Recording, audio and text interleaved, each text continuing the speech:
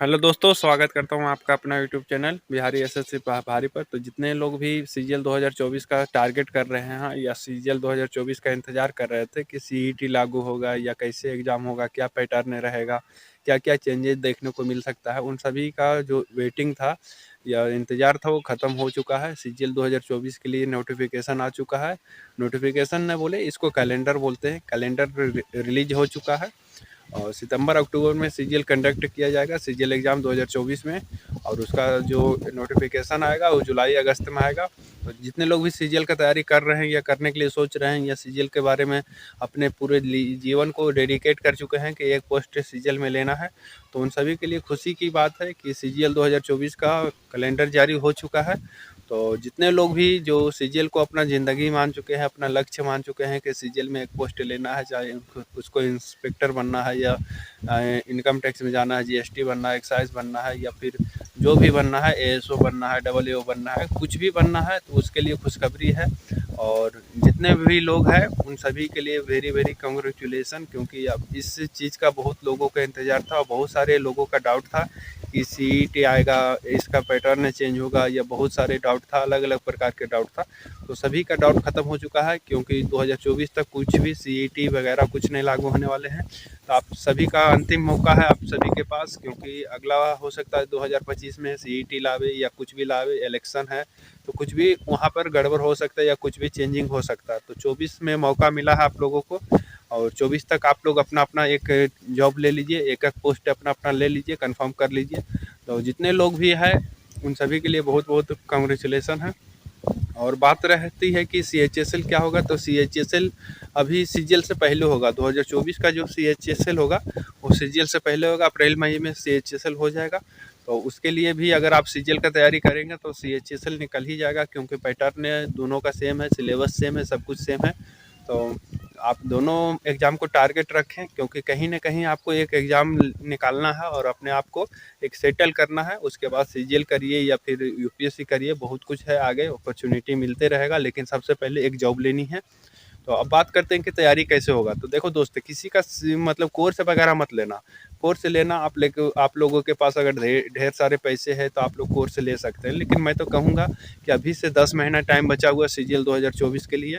10 महीना में अगर कोई भी अच्छे से अगर तैयारी करता है, अच्छे से प्रिपरेशन करता है, शेड्यूल बना करके, मेंटेन करके, टाइम लिमिट करके, तो 10 महीना बहुत सफिशिएंट है सीजीएल निकालने के लिए। और बहुत ज़्यादा मुश्किल एग्ज़ाम भी नहीं है, लेकिन आप लोग को कंसिस्टेंसी मेंटेन करके रखना होगा।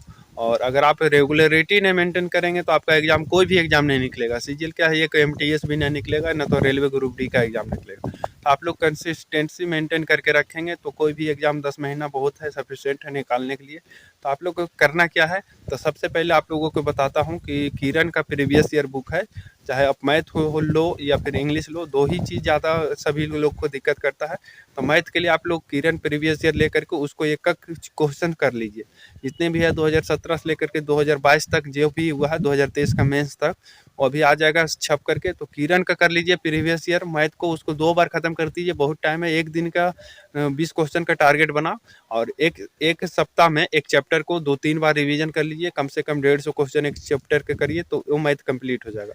उसी तरह इंग्लिश की बात करते हैं तो इंग्लिश का जो रूल है या ग्रामर रूल है जो भी, उसके लिए नीतू सिंह का वॉल्यूम 1 ले लीजिए। उसके बाद अगर वोकैब का बात करते हैं तो वोकैब का किरण प्रीवियस ईयर के जितना वोकैब आया है वो सभी को रिवीजन करते रहिए, और उसको डेली 2-3 वोकैब जितना आपका मतलब पावर है याद करने का, लर्न करने का, 4-4 वोकैब सब करिए, 4 सैनो, 4 एंटो, 4 इडियम और 4 वन वर्ड। इसको करेंगे, इस तरह से करेंगे तो वोकैब हो जाएगा, 2-3 बार हो जाएगा 10 महीना में पूरा। प्रीवियस ईयर कर लेंगे तो ज़्यादा वोकैब में कुछ बचेगा नहीं, आपको लगेगा कि आपका कॉन्फिडेंस बूस्ट हुआ है, तो वो कैब वहाँ से कर लेंगे। अब बात रहता है रीजनिंग का, तो रीजनिंग कहाँ से करेंगे। रीजनिंग का एक जो नोटिफिकेशन आया है या जो कैलेंडर है उसमें सिलेबस देख करके हर एक चैप्टर का नाम लिख लेंगे, और एक चैप्टर यूट्यूब, हर एक चैप्टर का नाम यूट्यूब पे सर्च करेंगे और उसमें एक चैप्टर से कम 50 क्वेश्चन रीजनिंग का करना है या 100 क्वेश्चन करना है, उसको प्रैक्टिस करना है। ज़्यादा तो चैप्टर को कन्फ्यूजन नहीं होता है, रीजनिंग में 20 क्वेश्चन सब कोई बना लेता है, लेकिन 5 क्वेश्चन जो बचता है उसी में सबका डिफिकल्टी होता है। तो उसको जैसे कैलेंडर हो गया और वर्ड वन आउट हो गया, ये सब जो होता है, मिसिंग नंबर होता है, ये 2-3 चैप्टर 4 चैप्टर है मिसलेनियस वाला जो होता है, इसी में दिक्कत होता है सभी को। तो यूट्यूब से करेंगे। उसके बाद रह गया जीएस का, तो जीएस या जीके का क्या होता है, ब्रह्मशास्त्र करके एक बुक है और लुसेंट का बुक है या फिर क्राउन पब्लिकेशन का एक जनरल स्टडी का बुक आता है, उसको कर लेंगे तो आपका जीके कंप्लीट हो जाएगा। जीके में भी अच्छा नंबर ले आएंगे। तो पूरा मतलब सार इसका यही निकलता है कि आप अपने सेल्फ स्टडी पर ध्यान देंगे। अगर किसी का कोर्स लेते हैं तो कोर्स तो कंप्लीट करवाएगा नहीं, कोर्स का 1 साल टाल देता है, लेकिन अगर आप बेसिक अच्छा रहेगा तो कोर्स से भी आपके लिए फ़ायदा देगा। अगर बेसिक नहीं आपका अच्छा है तो कोर्स से भी कुछ नहीं होता है, बिकॉज हम उस स्थिति को झेल चुके हैं, इसीलिए आप लोग को गलत सजेशन नहीं देंगे।